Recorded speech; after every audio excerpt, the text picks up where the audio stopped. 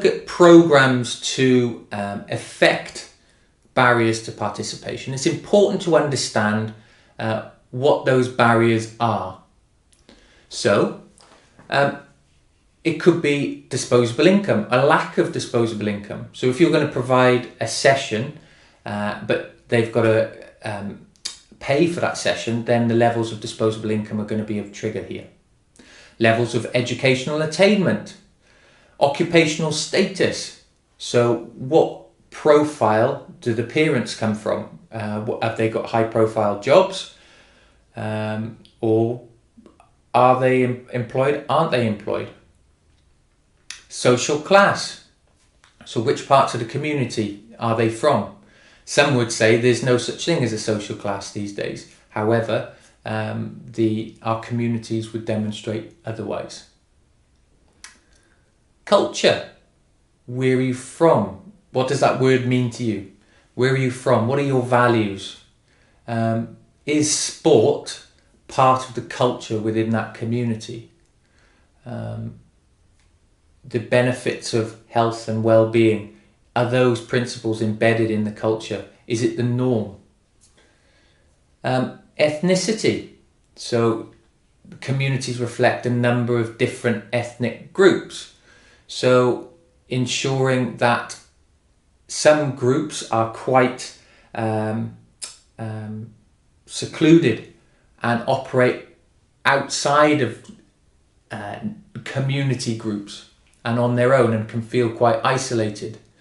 So being inclusive and expecting everyone to muck in and participate together might not always be the way to go. Gender, we've already looked at male and female sports and the variance between those. Sexuality, so we'll be exploring LGBT within this module later in the year. Age and ability are also two other areas potentially that we need to consider of barriers to participation.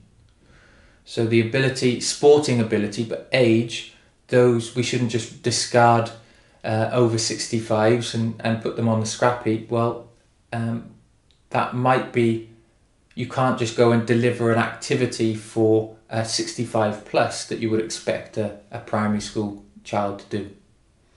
So some barriers to participation to consider there, and many I'm sure of which you will have come up against when delivering programs out in the community.